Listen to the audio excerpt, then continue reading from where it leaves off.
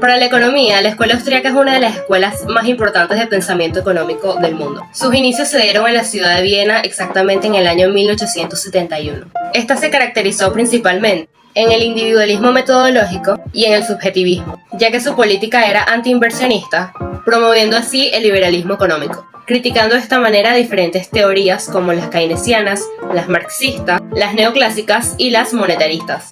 Y todo nace con la publicación Principios de la Economía de Karl Menger, un doctor en Derecho y economista, el cual fue el fundador principal de la escuela austríaca.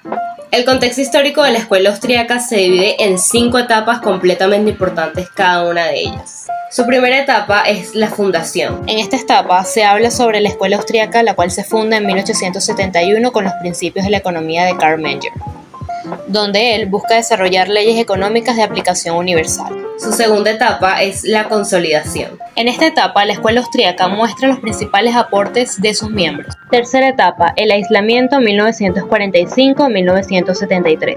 Es cuando una sucesión de hechos rompe con el predominio de la escuela austríaca y todos sus miembros deben dispersarse. Cuarta etapa, el resurgimiento, cuando todos los miembros de la escuela austríaca vuelven a reunirse, tomando así premios y contribuciones.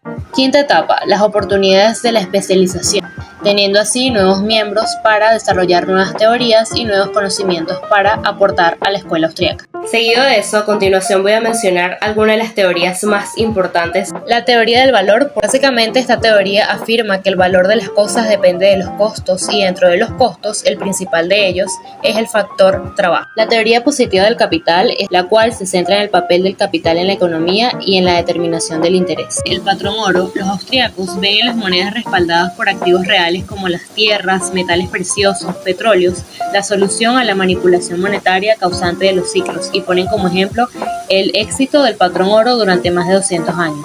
Algunos aportes de la escuela austríaca al pensamiento económico son las teorías sobre la neutralidad del dinero. Las tasas de interés y de beneficios son determinados por la interacción de una decreciente utilidad marginal con una decreciente productividad marginal del tiempo y las preferencias temporales. El costo de oportunidad fue formulado a finales del siglo XIX. Esta es el costo de cualquier actividad medida en términos del valor de la siguiente mejor alternativa. Capital e interés. Afirmó que las tasas de interés y las ganancias están determinadas por 2 factores a saber, la oferta y la demanda en el mercado de bienes finales y la preferencia temporal. La inflación es un aumento en la oferta del dinero. Problema del cálculo económico. Se refiere a la crítica del socialismo que Max Weber declaró por primera vez en 1920. El problema se refiere a los medios por los cuales los recursos se asignan y distribuyen en una economía. El ciclo económico se centra en la emisión de crédito por parte de los bancos como la causa de las fluctuaciones económicas. El rol distorsionador del Estado. Los bancos centrales permiten a los bancos comerciales financiar préstamos a tasas de interés artificialmente bajas, lo que produce una expansión insostenible del crédito bancario e impide cualquier contracción posterior. La empresarialidad. Los economistas austríacos la enfatizan ya sea para perturbar la configuración actual o moverla hacia un nuevo estado de equilibrio. El orden espontáneo. Demuestra que algunas de las instituciones fundamentales de la vida social surgen como consecuencia de la acción humana, pero no por el designio humano, como el caso del dinero. Publicaciones más relevantes de la escuela austríaca. Tenemos a Karl Menger con su libro Principios de la Economía Política en 1871. Esta obra dio indicios a las teorías de la escuela austríaca, con la revolución marginalista y la percepción subjetivista, que explica que la economía es una ciencia social donde los individuos afectan a la economía con sus elecciones individuales. Con Ludwig von Mises tenemos La acción humana, un tratado de economía en 1963. En esta obra Mises realiza una investigación racional para explicar sobre la acción humana, cómo los individuos actúan con un propósito en el cual se utilizan medios para aquellos fines, utilizando como base la praxeología.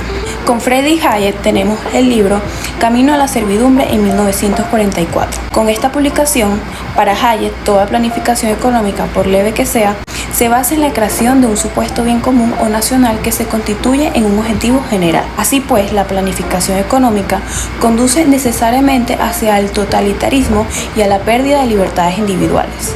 Eugen von Bauer nos da esta publicación la conclusión del sistema marxismo en 1949, en la que introduce la noción de la intensidad psíquica en el meollo mismo de la teoría del capital, con el fin de poder dar una definición adecuada de conceptos económicos clásicos tales como la tasa o tipo de interés.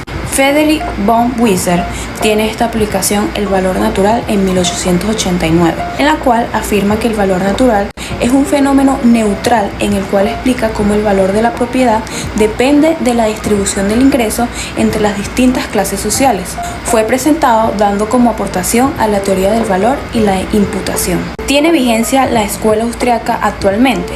Sí tiene vigencia, ya que sus teorías siguen siendo estudiadas, promovidas y seguidas, las cuales tuvo tanta influencia en temas como monetarios, oferta, demanda y economía política, que le dio paso a personajes destacados en la economía actualmente, como los que van a salir en pantalla, que mantienen viva la esencia de la escuela austriaca, promoviendo aquellas ideas heterodoxas.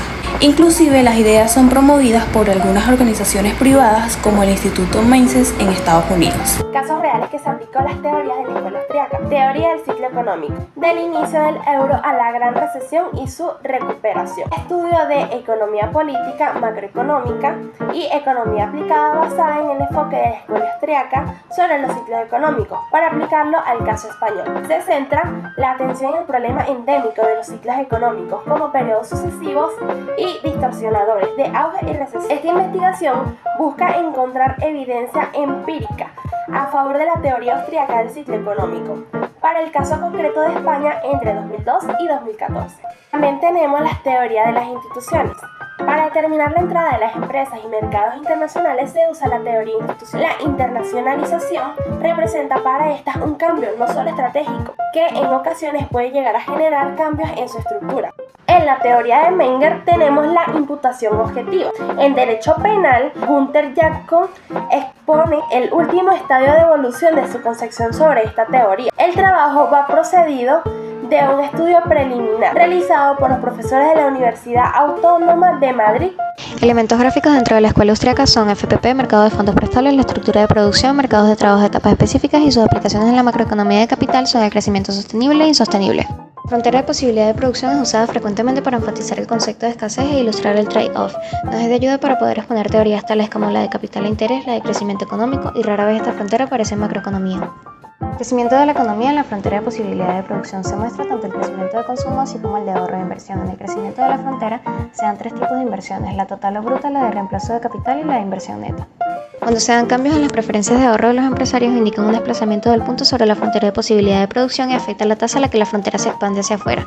Si se desplaza hacia abajo el punto nos dice que habrá un posible ahorro a futuro, ya que hay menos consumo, más ahorro de inversión, lo que es igual a una mayor tasa de expansión.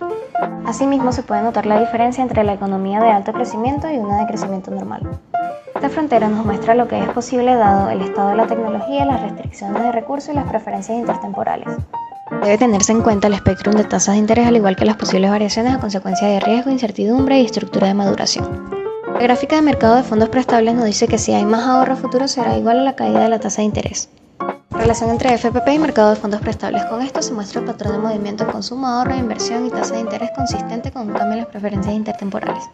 Ahora vemos que si se da un incremento en el ahorro, el punto se va a desplazar en la frontera hacia la derecha, transmitiendo una señal al empresario que le indica la disminución de la tasa de interés, llamando la atención de los empresarios para poder invertir. La estructura de producción está basada en el triángulo hayekiano. Este muestra la estructura intertemporal del capital que hay en la economía.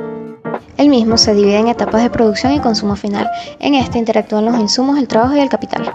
La hipotenusa del triángulo nos da a conocer el movimiento de la tasa de interés y aquí se explican los tres tipos que se pueden presentar en economía.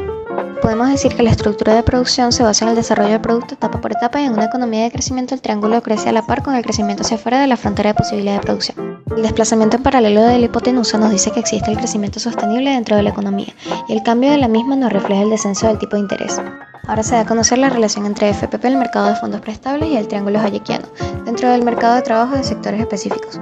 Si se presenta el ahorro futuro dentro del mercado de fondos, eso va a representar mayor inversión en la FPP y un alargamiento en las etapas productivas, que más tarde va a resultar en el crecimiento genuino y acelerado de la economía en la frontera. A diferencia del anterior, se presenta el crecimiento insostenible. La economía responde a una expansión crediticia con el boom and bust, donde se puede observar que la oferta de fondos prestables inflada con nuevo dinero crea una cuña entre ahorro e inversión. La diferencia oculta entre ahorro e inversión origina la pugna entre consumidores e inversionistas. Por último, la lucha entre las primeras etapas y las últimas etapas distorsiona el triángulo hayekiano en ambas direcciones. La descoordinación temporal eventualmente convierte el boom, auge, en bust, caída. La escuela austriaca es un parteaguas a grandes teorías en economía. Cabe destacar que, como cualquier influencia de pensamiento, tiene ciertos elementos discutibles. Sería muy extraño que una escuela de pensamiento fuera perfecta, intachable y sobre todo completa, ya que el conocimiento humano es falible. En este caso, los miembros de la escuela austríaca Rechaza el enfoque matemático de la economía dominante a favor de un enfoque más basado en la lógica y la comprensión de los fenómenos económicos a través de la observación y el análisis, principalmente en el individualismo metodológico y en el subjetivismo. Pero también es considerada como la escuela que devolvió el estudio político, social y filosófico.